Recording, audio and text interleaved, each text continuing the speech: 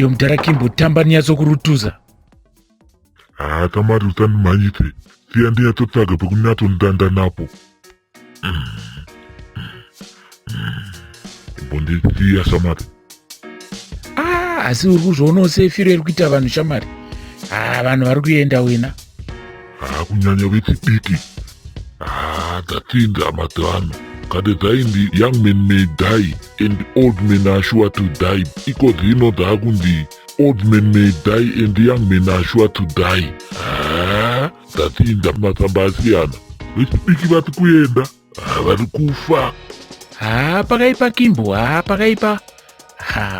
Mawani. Atisawira ndoda kukuudza tumwe tinhu ndichiri mupenyu.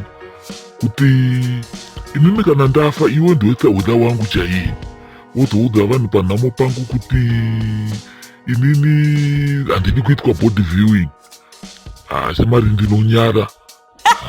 Kutaura chokwadi. Body viewing ndinonyara.